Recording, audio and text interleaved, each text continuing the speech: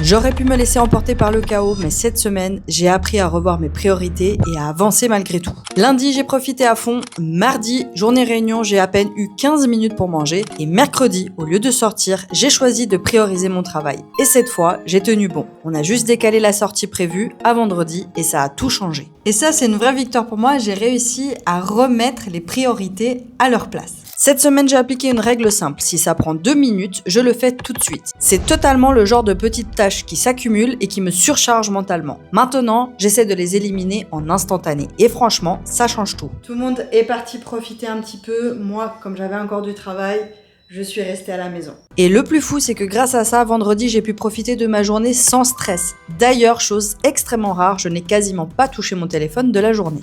Et c'est vrai que comme ça, mon esprit est plus libre. J'ai pas besoin de penser à 150 choses à la fois et je peux vraiment profiter du moment. Malgré le monde à la maison, j'ai réussi à bosser plusieurs heures d'affilée sans distraction. Mais le week-end est arrivé et là, ça a été un peu plus compliqué. J'ai commencé à repousser des tâches, à me dire je le ferai plus tard. Je suis quand même très contente de moi cette semaine car j'ai réussi tout ça, en plus d'avoir accueilli 3 nouveaux collaborateurs dans l'entreprise cette semaine. Autant dire que c'était ultra intense. Les enfants partent demain, même si les beaux-parents restent encore 5 jours, au moins je suis fière d'avoir fait des choses que de base je n'aurais jamais fait quand il y a du monde à la maison.